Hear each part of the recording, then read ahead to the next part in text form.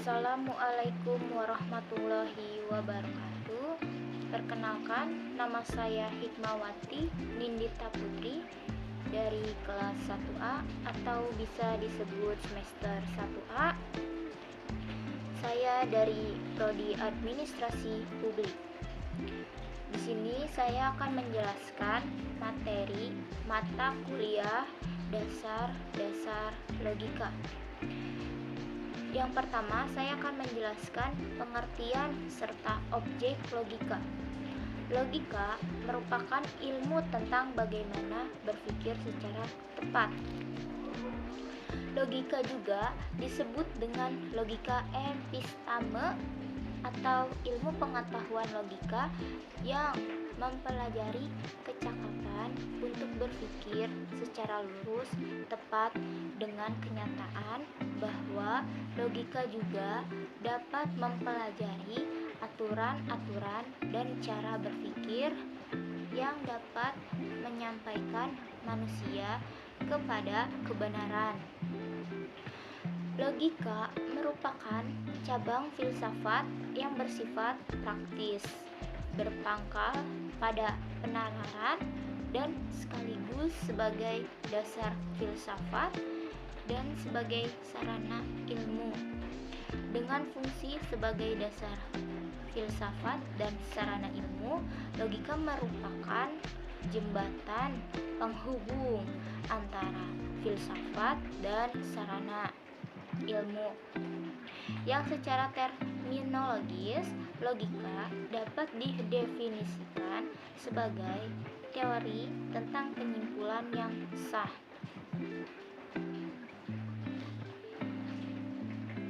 Pembagian logika ada dua. Yang pertama, logika secara alamiah, dan yang kedua, logika secara ilmiah.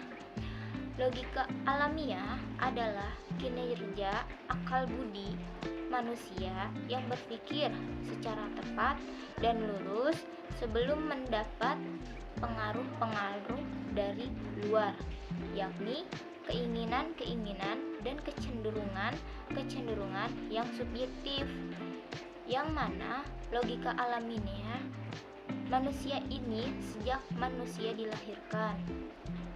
Dan dapat disimpulkan pula bahwa logika ini sifatnya masih murni. Dan yang kedua, logika ilmiah.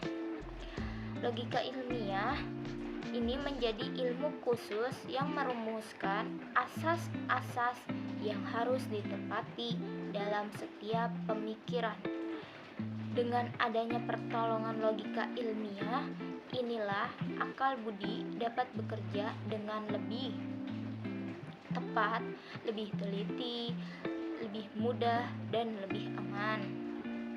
Logika ilmiah ini juga dimaksudkan untuk menghindarkan kesesatan atau setidaknya dapat dikurangi. Sasaran dari logika ilmiah ini adalah untuk memperhalus dan mempertajam pikiran dan akal budi.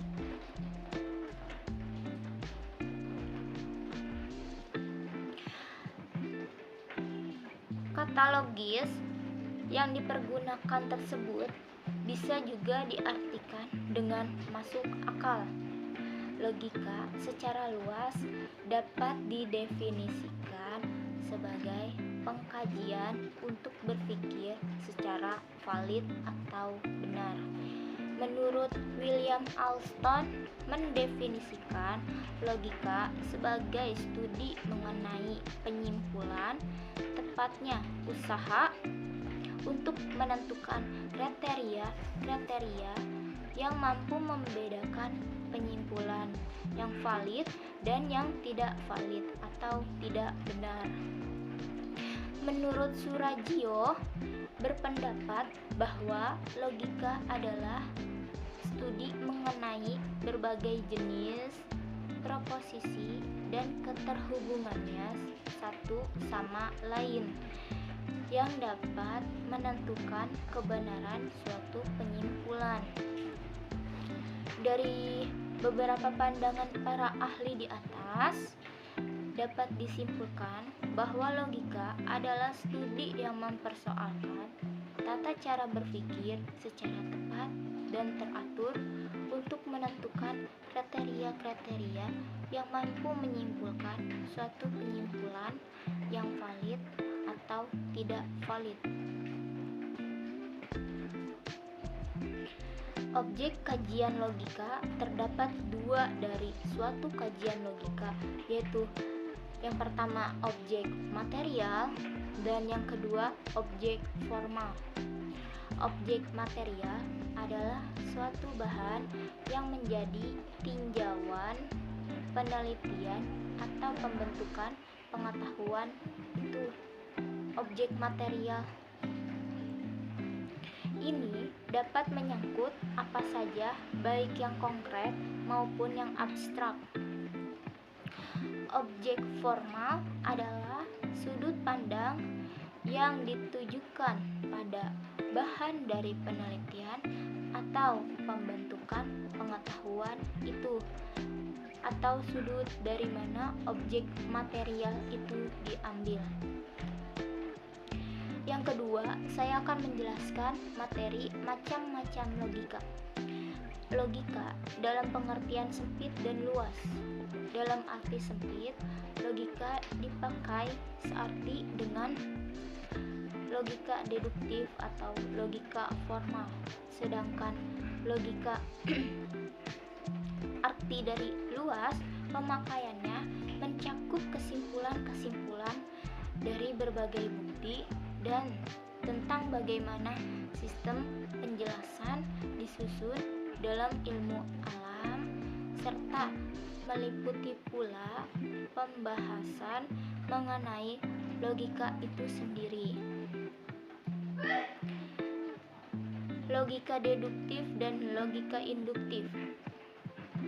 Logika deduktif adalah cara berpikir dengan menggunakan fakta-fakta yang bersifat umum ke khusus yang menjadi kesimpulannya. Sementara itu, logika induktif merupakan cara berpikir yang berdasarkan fakta-fakta yang bersifat khusus lebih dahulu dipakai untuk penarikan kesimpulan atau bisa disebut dikategorikan ke umum. Yang ketiga, logika formal, minor dan material, mayor.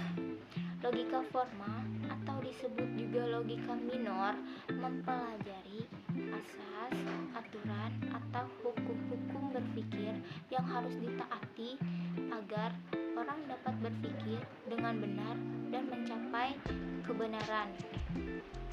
Sedangkan logika material atau mayor mempelajari langsung pekerjaan akal serta menilai hasil-hasil logika formal dan mengujinya dengan kenyataan praktis yang sesungguhnya, mempelajari sumber-sumber dan asalnya pengetahuan, alat-alat pengetahuan, proses terjadinya pengetahuan, dan akhirnya merumuskan metode ilmu pengetahuan itu. Yang keempat, logika murni dan terapan. Logika murni merupakan pengetahuan mengenai asas dan aturan logika yang berlaku umum pada semua segi dan bagian dari pernyataan dengan tanpa mempersoalkan arti khusus dalam suatu cabang ilmu dari istilah pernyataan yang dimaksud. Logika terapan, pengetahuan logika yang diterapkan dalam setiap cabang ilmu, bidang-bidang filsafat, dan juga dalam pembicaraan yang menggunakan bahasa sehari-hari. Yang kelima, logika filsafati dan logika matematik. Logika filsafati merupakan ragam logika yang mempunyai hubungan berhubungan erat dengan pembahasan dalam bidang filsafat seperti logika kewajiban dengan etika atau logika arti dengan metafisika. Sedangkan logika matematik menelaah penalaran yang benar dengan menggunakan metode matematik serta bentuk lambang yang khusus dan cermat untuk menghindarkan makna ganda. Nah, di sini saya akan menjelaskan manfaat logika. Dari berbagai pemaparan mengenai pengertian, objek kajian, dan macam-macam logika sudah dapat kita lihat bermacam-macam untuk dapat dihasilkan oleh logika. Untuk menyimpulkan ragam manfaat logika yang banyak tersebut secara umum, manfaat dari logika adalah yang pertama, membantu setiap orang untuk berpikir secara rasional, kritis, lurus, tepat, tertib, metodis. Yang kedua, meningkatkan kemampuan berpikir secara abstrak, cermat, dan objektif. Yang ketiga, menambah kecerdasan dan meningkatkan kemampuan berpikir secara tajam dan mandiri. Penalaran sebelumnya telah dibahas bahwa logika adalah ilmu yang berpangkal pada penalaran. Penalaran adalah proses dari akal manusia yang berusaha untuk menimbulkan suatu keterangan baru dari beberapa keterangan yang sebelumnya sudah ada. Penalaran dianggap sebagai konsep kunci yang menjadi pembahasan dalam logika. Penalaran adalah suatu corak pemikiran yang khas yang dimiliki manusia untuk memecahkan suatu masalah. Di sini saya akan menjelaskan jenis-jenis penalaran. Terdapat dua jenis utama dari penalaran, yakni penalaran deduktif dan penalaran induktif. Yang pertama, penalaran induktif.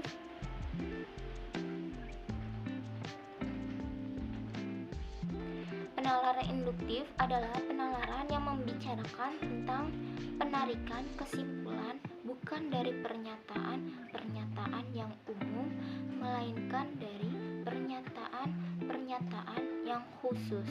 Kesimpulannya hanya bersifat probabilitas berdasarkan atas pernyataan-pernyataan yang telah diajukan.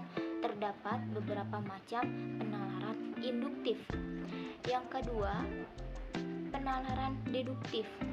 Penalaran deduktif adalah penalaran yang membicarakan cara-cara untuk mencapai kesimpulan-kesimpulan apabila lebih dahulu telah diajukan pertanyaan mengenai semua atau sejumlah di antara suatu kelompok barang. Dan yang ketiga, saya akan menjelaskan hubungan-hubungan logika. Hubungan-hubungan dalam logika ada 6 macam.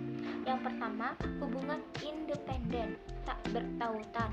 Yang kedua, hubungan ekivalen atau persamaan makna sama. Yang ketiga, hubungan kontradiktor, pertentangan. Keduanya yang terdiri dari term, subjek, dan predikat yang sama tetapi berbeda dalam kualitas dan kuantitasnya. Yang selanjutnya, hubungan kontradiktif, perlawanan. Di sini saya akan menjelaskan hukum-hukum logika sebagai dasar untuk berpikir secara benar. hukum-hukum logika sebagai dasar untuk berpikir secara benar, yaitu hukum identitas, hukum kontradiksi, hukum cukup alasan. Nah, di sini saya akan menjelaskan hukum identitas. Suatu hal atau benda sama selama benda itu dibicarakan dan dipikirkan. Hukum kontradiksi, aturan yang menyatakan bahwa tidak mungkin sesuatu itu pada waktu yang sama. Hukum cukup alasan yang menjelaskan bahwa jika terjadi perubahan sesuatu, perubahan itu haruslah berdasarkan alasan yang cukup.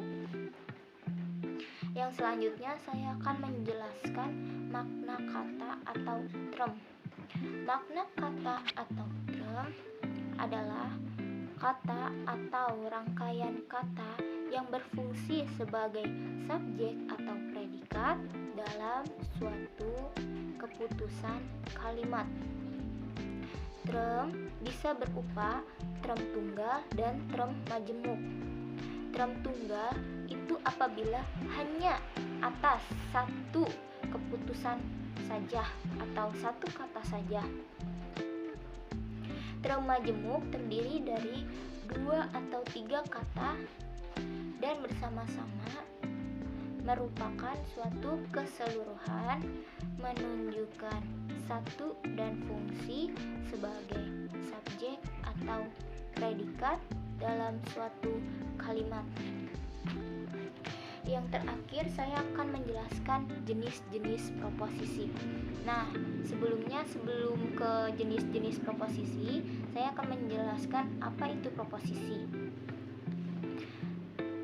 Proposisi merupakan salah satu unsur dari teori, yaitu pernyataan mengenai hubungan antar konsep suatu proposisi yang dapat diuji secara empirik disebut hipotesis.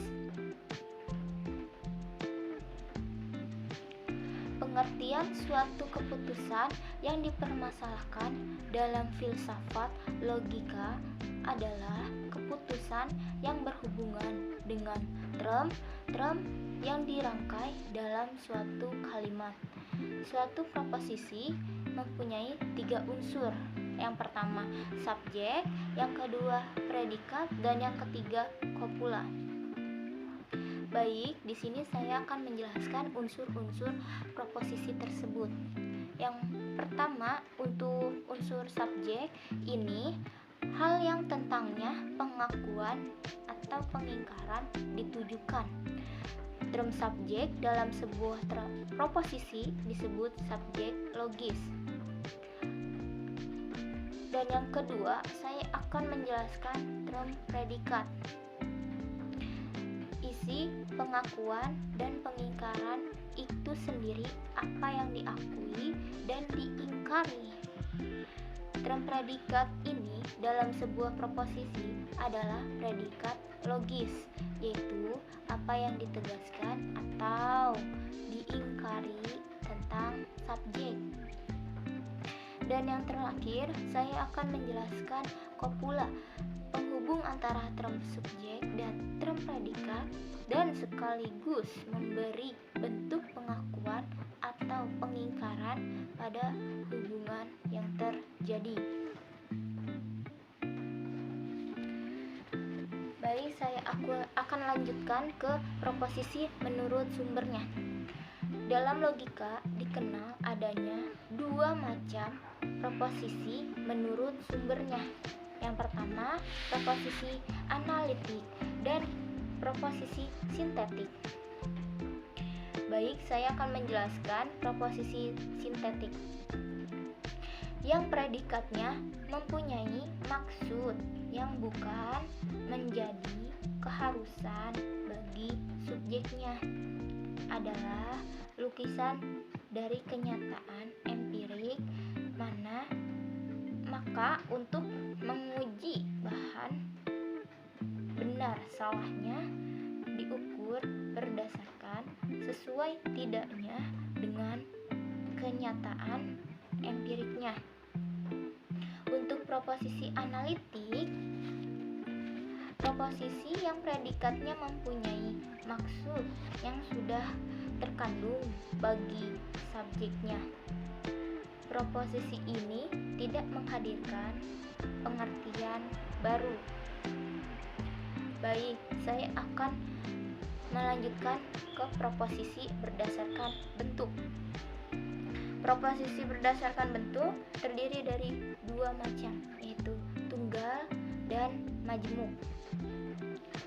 Tunggal adalah proposisi yang terdiri dari satu subjek dan satu predikat. Untuk yang proposisi majmuk, proposisi yang mengandung lebih dari satu pernyataan.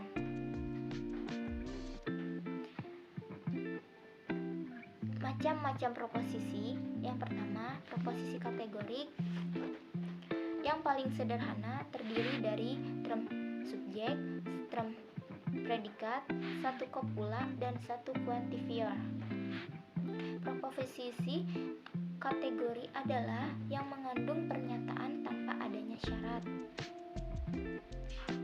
Proposisi kategori yang paling sederhana terdiri dari satu term subjek, satu term predikat, dan kopula, dan satu quantifier.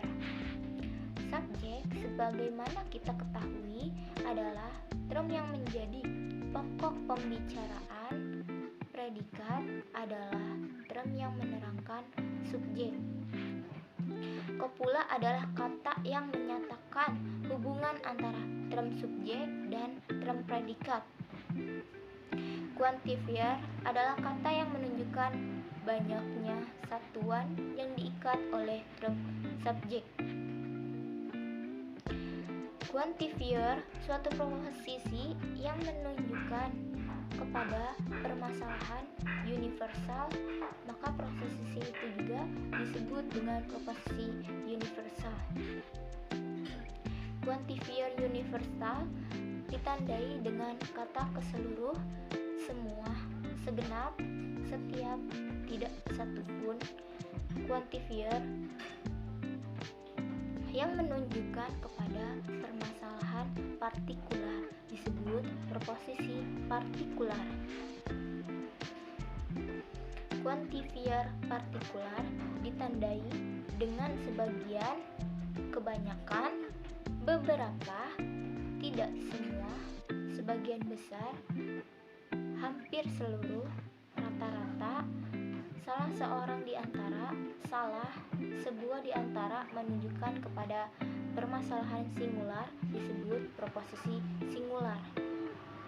Quantifier singular terkadang tidak dinyatakan.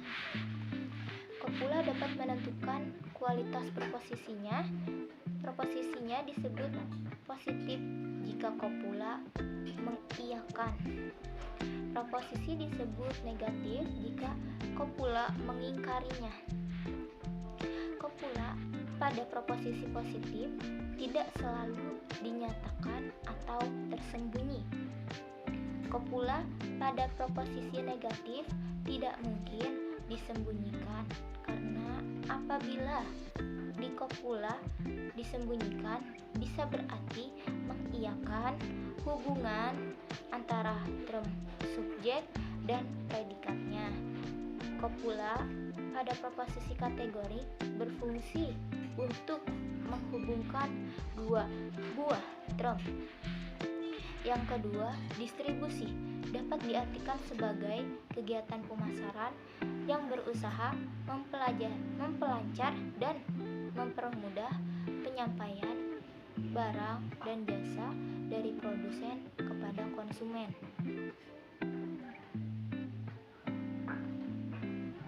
Distribusi merupakan kegiatan yang sangat penting dalam sistem pemasaran, karena distribusi yang efektif dan efisien, maka barang akan cepat dipasarkan dan selanjutnya akan dibeli dan dikonsumsi oleh konsumen. Para ahli ekonomi sering menggunakan istilah-istilah faidah tempat, faidah waktu, faidah milik untuk menunjukkan nilai distribusi. Masalah lain yang perlu kita bicarakan tentang proposisi kategori adalah distribusi penyebaran. Distribusi merupakan masalah yang amat penting dalam logika dan merupakan pengetahuan yang harus dimiliki untuk membicarakan masalah edukasi dan silogisme. Distribusi berhubungan erat dengan pembahasan denotasi term subjek dan predikat, terutama sekali term predikat, apakah ia merangkum seluruh golongannya atau hanya sebagian saja.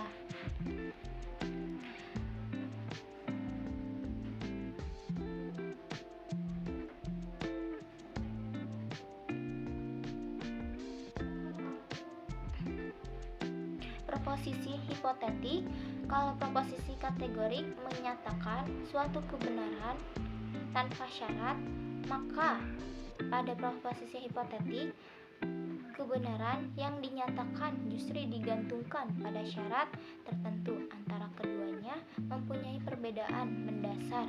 Pada proposisi kategorik, kopula selalu adalah atau bukan atau tidak, sedangkan pada proposisi hipotetik kopula adalah jika, apabila, atau manakala, yang kemudian dilanjutkan dengan kategori kopulanya menghubungkan dua term, sedang pada proposisi hipotetik kopulanya menghubungkan dua buah pernyataan.